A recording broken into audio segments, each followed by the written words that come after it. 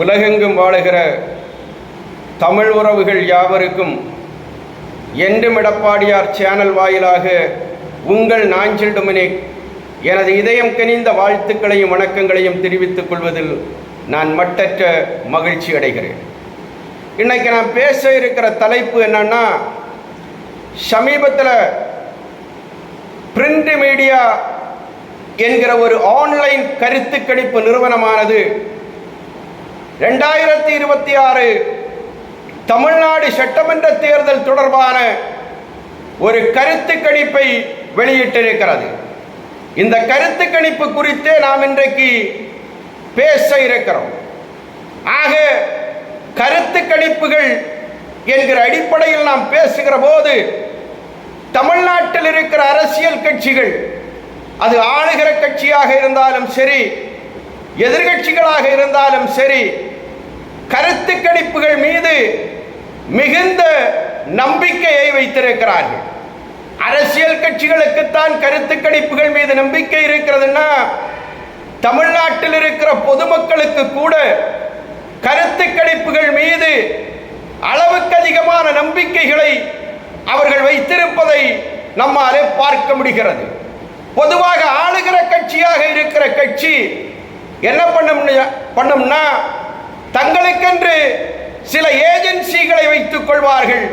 அந்த ஏஜென்சிகள் மூலமாக தமிழ்நாட்டு மக்களுடைய நாடி நரம்புகளை எல்லாம் அவர்கள் பிடித்து பார்ப்பார்கள். மக்களுடைய எண்ண ஓட்டங்கள் எப்படி இருக்கிறது என்பதையெல்லாம் அவ்வாறான கருத்து கணிப்புகள் மூலமாக அவர்கள் அறிந்து கொள்வார்கள். அதே ஆளுகிற கட்சி தன்னுடைய கைவசம் தான் வைத்திருக்கிற அந்த இன்டெலிஜென்ஸ் உளவுத்துறை மூலமாக கூட கருத்து கணிப்புகளை எடுத்து கள யதார்த்தங்களை அவர்கள் அறிந்து கொள்வது வாடிக்கையாகவும் வழக்கமாகவும் இருந்து வருகிறது. ஆக இந்த விதத்திலே தான் தமிழ்நாட்டில் இருக்கிற எதிர்கட்சிகள், அது எந்த கட்சியாக இருந்தாலும் சரி, அந்த கட்சிகளும் தங்களுக்கென்று சில ஏஜென்சிகளை வைத்திருப்பார்கள். அந்த ஏஜென்சிகள் மூலமாக அவர்களும் கருத்து கணிப்புகளை நடத்துவார்கள். மக்களுடைய மனநிலைகளை அவர்களும் அறிந்து கொள்வார்கள். எத்தனை சதவீத ஆதரவு தங்களுக்கு இருக்கிறது, தேர்தலில் போட்டியிடுகிற போது எத்தனை விழுக்காடு வெற்றிகளை பெற முடியும் என்பது போன்ற காரியங்களை இது போன்ற கருத்து கணிப்புகள் மூலமாக அவர்கள் தெரிந்து கொள்வார்கள். ஆக இந்த விதத்திலே தான் இன்னைக்கு பிரிண்ட் மீடியா என்று சொல்லுகிற அந்த ஆன்லைன் கருத்து கணிப்பு நிறுவனமானது ஒரு கருத்து கணிப்பை இன்றைக்கு 2026 தமிழ்நாடு தேர்தல் சம்பந்தமாக வெளியிட்டிருக்கிறது. ஆக அந்த கருத்து கணிப்புக்குள்ளே நாம் போவதற்கு முன்னாலே, தமிழ்நாடு அரசாங்கமானது தன்னுடைய கையிலே இருக்கிற உளவுத்துறை மூலமாக சில கருத்து கணிப்புகளை எடுத்திருக்கிறது. அந்த கருத்து கணிப்புகளானது கரூர் ஸ்டாம்பேடுக்கு முன்னர் ஒரு விதமான கருத்து கணிப்பை அரசாங்கம் நடத்தியிருக்கிறது. கரூர் ஸ்டாம்பேடுக்கு பின்னர் ஒரு விதமான கருத்து கணிப்பை இதே ஆளுகிற அரசாங்கம் நடத்தியிருக்கிறது. கரூர் ஸ்டாம்பேடுக்கு முன்னர் திராவிட முன்னேற்ற கழக அரசாங்கம் நடத்திய அந்த கருத்து கணிப்பு அரசாங்கத்துக்கு தந்த அறிக்கை என்ன சொல்லி இருக்குதுன்னா, திராவிட முன்னேற்ற கழகத்துக்கு 80 சீட்டுகளும், அண்ணா திராவிட முன்னேற்ற கழகம் தலைமையிலான என்டிஏ கூட்டணிக்கு 75 சீட்டுகளும் கிடைக்கும் என்கிற செய்தியை சொல்லி இருக்கிறது. எஞ்சி இருக்கிற 79 சட்டமன்ற தொகுதிகள் மிகுந்த இழுவரைக்குரிய தொகுதிகள் என்கிற செய்தியை அரசாங்கம் எடுத்த அரசாங்கத்துடைய உளவுத்துறை அன்னைக்கு கொடுத்திருக்கிறது. அதே உளவுத்துறை தான் கரூர் ஸ்டாம்பேடுக்கு பிறகு நடத்திய அந்த கருத்து கணிப்பு ஆய்வின் போது எடுக்கப்பட்ட ரிப்போர்ட்டை அரசாங்கத்துக்கு தந்திருக்கிறது. அந்த ரிப்போர்ட்டில் அந்த உளவுத்துறை என்ன சொல்லி இருக்குன்னா, இன்னைக்கு தேதியில் தேர்தல் நடத்தப்பட்டால் ஆளுகிற திராவிட முன்னேற்ற கழகம் 70 தொகுதிகளை கைப்பற்றும் என்றும், அண்ணா திராவிட முன்னேற்ற கழகம் தலைமையிலான என்டிஏ கூட்டணி 100 தொகுதிகளை கைப்பற்றும் என்கிற செய்தியை அது இன்னைக்கு சொல்லி இருக்கிறது. ஆக 64 தொகுதி என்னன்னா இழுபறை தொகுதியாக இன்னைக்கு ஐபி அரசாங்கத்துக்கு தந்திருக்கிறது. அதே ஐபி இன்னொரு அதிர்ச்சிகரமான செய்தியை அரசாங்கத்துக்கு சொல்லி இருக்கிறது. என்ன செய்தின்னா, இன்னைக்கு கரூர் ஸ்டாம்பேடில் சிக்கி தவிக்கிற தமிழக வெற்றி கழகம், அந்த தமிழக வெற்றி கழகமானது ஒருவேளை என்டிஏவுக்குள்ளே வந்தால், என்டிஏவுடன் தாவேகா கரம் கோர்த்து கொண்டால், அது தமிழ்நாட்டினுடைய அரசியல் கணக்குகளை எல்லாம் புரட்டி போடும் என்கிற செய்தியை சொல்லி இருக்கிறார். அந்த கூட்டணி தமிழ்நாட்டில் உருவாகுமேயானால் ஆளுகிற திராவிட முன்னேற்ற கழகத்தில் இன்னைக்கு இருக்கிற பெரும்பான்மையான அமைச்சர்கள் எல்லாம் மண்ணை கவ்வுவார்கள் என்கிற செய்தியை அது தந்திருக்கிறது. ஆளுகிற திராவிட முன்னேற்ற கழகத்தால் வெறும் 15 தொகுதிகளில் மட்டும்தான் வெற்றி பெற முடியும் என்கிற செய்தியை அது சொல்லி இருக்கிறது. தமிழக வெற்றி கழகத்தை உள்ளடக்கிய அண்ணா திராவிட முன்னேற்ற கழகம் தலைமையிலான என்டிஏ கூட்டணி 210க்கும் அதிகமான தொகுதிகளை வெற்றி பெறும் என்கிற அதிர்ச்சிகரமான செய்தியை இன்னைக்கு உளவுத்துறை தமிழ்நாட்டை ஆளுகிற திராவிட முன்னேற்ற கழக அரசாங்கத்துக்கு தந்திருக்கிறது. ஆக இந்த தகவல்களை எல்லாம் பெற்றிருக்கிற திராவிட முன்னேற்ற கழகம் அதிர்ச்சியிலே உறைந்து போய் கிடக்கிறது. அவர்கள் இன்னைக்கு என்ன பண்ணுறாங்கன்னா, தமிழ்நாடு முழுவதும் பத்திரிகையாளர்கள் என்கிற போர்வையில தொலைக்காட்சி விவாதங்களுக்கு வருகிறவர்களை எல்லாம் விலைக்கு வாங்குகிற அந்த செயலில் ஈடுபட்டிருக்கிறார்கள். அவர்களை எல்லாம் வைத்துக் கொண்டு அவர்கள் இன்னைக்கு தப்பான கணக்குகளை எல்லாம் நாட்டு மக்கள் மத்தியிலே பேச துவங்கி இருக்கிறார்கள். தளபதி விஜய் அவர்களை பார்த்து அவர் எப்படி அதிமுக கூட்டணிக்குள் வர முடியும்? அதிமுக கூட்டணியிலே தான் பாரதிய ஜனதா கட்சி இருக்கிறது.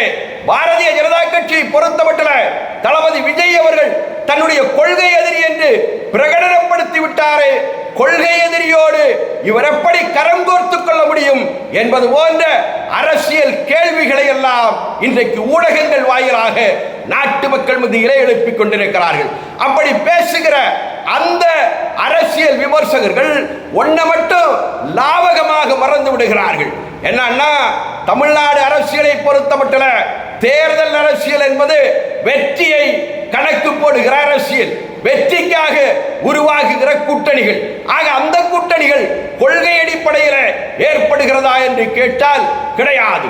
1991 முதல் இன்னைக்கு வரை தமிழ்நாட்டினுடைய அரசியல் களம் அவ்வாறாகத்தான் போய்கொண்டிருக்கிறது. 1999 திராவிட முன்னேற்ற கழகம் பாரதிய ஜனதா கட்சியோடு கரம் கோர்த்த அரசியல் வரலாறை நாட்டு மக்கள் மறந்து விடுவதற்கு இன்றைக்கு தயாராக இல்லை. அன்றைக்கு 1999 எந்த பாரதிய ஜனதா கட்சியோடு திராவிட முன்னேற்ற கழகம் கரம் கோர்த்ததோ அந்த திராவிட முன்னேற்ற கழகத்துக்கும் அன்றைய பாரதிய ஜனதா கட்சிக்கும் கொள்கை கோட்பாடுகள் ஒன்றாக இருந்ததா என்று கேட்டால் கிடையாது. அருமைக்குரியவர்களே, அதே கணக்கை இன்றைக்கு தமிழக வெற்றி கழகம் கையிலே எடுத்தால் அவர்கள் அந்த அடிப்படையிலே தேர்தல் வெற்றியை கணக்கில் கொண்டு தங்களுடைய அரசியல் எதிரியாக இருக்கிற திராவிட முன்னேற்ற கழகத்தை ஆட்சிக்கு வராமல் தடுப்பது தங்களுடைய முதன்மை நோக்கம் என்கிற அடிப்படையில் ஆளுகிற ஆள துடிக்கிற அண்ணா திராவிட முன்னேற்ற கழகத்தோடு என்டிஏவுக்குள்ளே தமிழக வெற்றி கழகம் ஏன் வரக்கூடாது என்கிற கேள்வியை நான் நாட்டு மக்கள் மத்தியிலே வைப்பதற்கு நான் கடப்பாடு உள்ளவனாக நின்று கொண்டிருக்கிறேன்.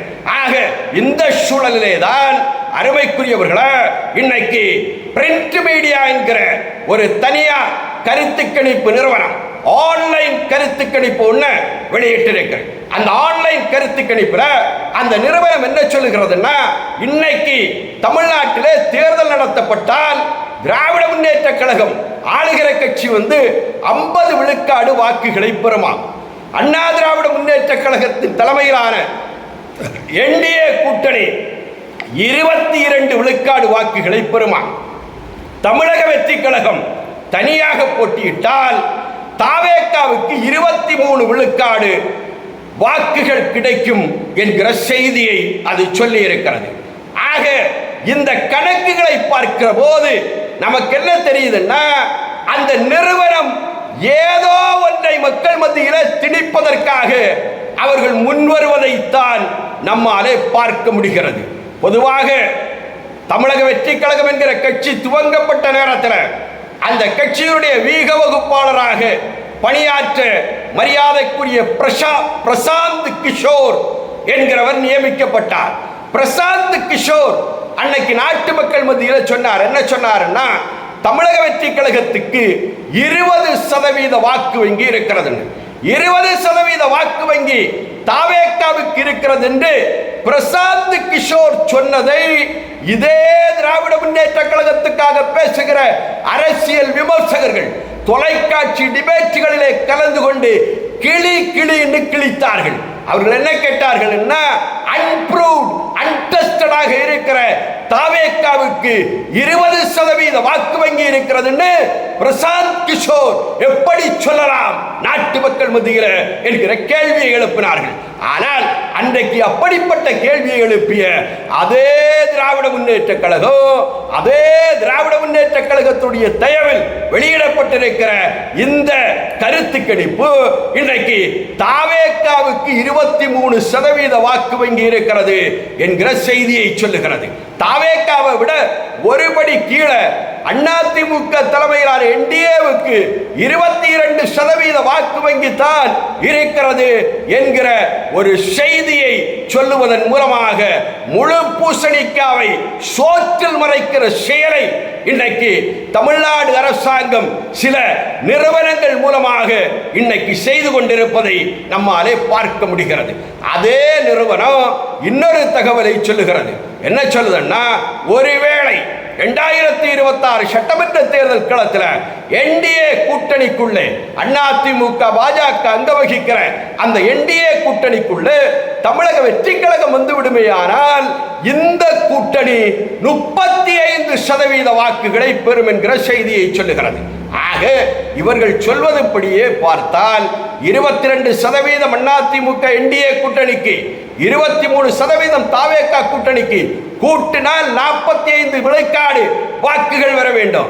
ஆனா இவங்க ரெண்டு பேரும் சேருகிற போது 35% வாக்குகளை மட்டும்தான் பெற வேண்டும் என்கிற செய்தியை சொல்வதன் மூலமாக ஏதோ ஒரு நரேட்டிவை இன்றைக்கு தமிழ்நாட்டினுடைய தேர்தல் களத்தில், அரசியல் களத்தில் உருவாக்குவதற்கு திராவிட முன்னேற்ற கழகம் முயற்சி செய்வதை இந்த கருத்து கணிப்பு மூலமாக நம்மாலே அறிந்து கொள்ள முடிகிறது. ஆக திராவிட முன்னேற்ற கழகம் இது போன்ற எத்தனை கருத்து கணிப்பை நடத்தினாலும் நாட்டு மக்கள் ஏமாந்து போவதற்கு தயாராக இல்லை.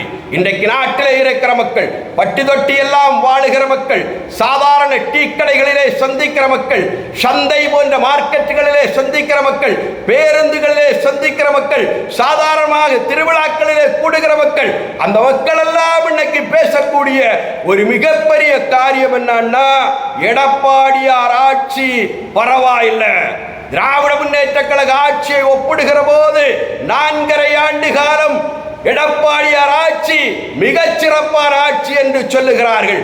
எந்த விதமான ஏழரைகளும் இல்லாத 4.5 ஆண்டு கால அரசாங்கத்தை சிறப்பாக தந்த ஆட்சி எடப்பாடியார் ஆட்சின்னு சொல்லுதாங்க. 11 மருத்துவக் கல்லூரிகளை தமிழ்நாட்டுக்கு கொண்டு வந்து சேர்த்த பெருமைக்குரிய ஆட்சி எடப்பாடியாரின் ஆட்சி என்று சொல்லுகிறார்கள். பல்வேறு கலைக்கல்லூரிகளை தமிழ்நாட்டில் கொண்டு வந்து சேர்த்த அரசாங்கம் எடப்பாடியாரின் அரசாங்கம் என்று சொல்லுகிறார்கள். இன்னும் நீட் என்கிற அரக்கனை ஒழிப்பதற்காக, சாதாரண மக்களை பாதுகாப்பதற்காக, சாமானிய மாணவர்களை பாதுகாப்பதற்காக 7.5% தமிழ் வழி கல்வி பயின்ற மாணவர்களுக்கு உள்ஒதுக்கீடு என்கிற மகத்தான அந்த திட்டம் மூலமாக தமிழ்நாட்டில் இருக்கிற ஒடுக்கப்பட்ட ஏழை மாணவர்களுடைய வாழ்க்கைகளை ஒளியேற்றிய அற்புதமான தலைவன் எடப்பாடியார் என்கிற செய்தியை இன்றைக்கு நாட்டு மக்கள் வாசிக்கிறார்கள். ஆக பல்வேறு திட்டங்களை மக்களுக்காக வகுத்து தந்து சட்டம் ஒழுங்கை பேடி பாதுகாத்து ஒரு அற்புதமான அரசாங்கத்தை தமிழ்நாட்டுக்கு தந்த அந்த ஆற்றல் மிகுந்த தலைவன் புரட்சி தமிழர், புரட்சி தமிழர், எழுச்சி தமிழர் அண்ணன் எடப்பாடியார் தான் நாடாளுகிற முதலமைச்சர். 2026 புரட்சி தமிழருடைய தலைமையில் ஒரு மகத்தான அரசாங்கம் தமிழ்நாட்டில் ஏற்படும் என்கிற முடிவுக்கு நாட்டு மக்கள் வந்திருக்கிற இந்த சூழலில் திராவிட முன்னேற்ற கழகம் இது போன்ற கருத்து கணிப்புகளை எத்தனை முறை நடத்தினாலும் நாட்டு மக்கள் நம்புவதற்கு தயாராக இல்லை. இன்றைக்கு நாடு போகிற போக்கு எங்கே போகிறது என்று சொன்னால், ஒரு அராஜக ஆட்சியை நடத்துகிற, ஒரு மக்கள் விரோத ஆட்சியை நடத்துகிற, சட்டம் ஒழுங்கை பாதுகாக்க தவறிய ஆட்சியை நடத்துகிற திராவிட முன்னேற்ற கழகம் மாடல் திராவிட மாடல் ஆட்சி என்று சொல்லியே நாட்டு மக்களை ஏமாற்றுகிற இந்த விடியா திமுக ஆட்சியை அகற்றுவது என்கிற முடிவுக்கு நாட்டு மக்கள் வந்துவிட்டார்கள். ஆக அதிமுக தலைமையிலான பாஜக அங்கம் வகிக்கிற என்டிஏவுக்குள்ளே தமிழக வெற்றி கழகத்துடைய தலைவர் மரியாதைக்குரிய தளபதி விஜய் அவர்களும் இந்த அரசாங்கத்தை அப்புறப்படுத்துவது என்கிற ஒற்றை எஜெண்டாவோடு ஒற்றை நோக்கத்தோடு அவரும் கரம் கோர்த்துக் கொள்ளுகிற போது, அருமைக்குரியவர்களே, தமிழ்நாட்டை ஆளுகிற இந்த அரக்கத்தனமான அரசாங்கம் தடயமில்லாமல் துடைத்து எறியப்படும் என்பது இன்றைக்கு நிச்சயம் என்பதை சொல்லி, அப்படிப்பட்ட அந்த நாளுக்காக காத்திருப்போம். நண்பர்களே, செவிமடுத்த நல்லுள்ளம் படைத்த தோழர்களுக்கு நன்றி சொல்லி விடைபெறுகிறேன். அண்ணா நாமம் வாழ்க, புரட்சி தலைவர் நாமம் வாழ்க. நான் வணங்குகிற தெய்வம் புரட்சி தலைவி அம்மா புகழ் ஓங்குக. வாழ்க அண்ணன் புரட்சி தமிழர், எழுச்சி தமிழர், நாளைய தமிழ்நாடு முதலமைச்சர் எடப்பாடியார். நன்றி, வணக்கம்.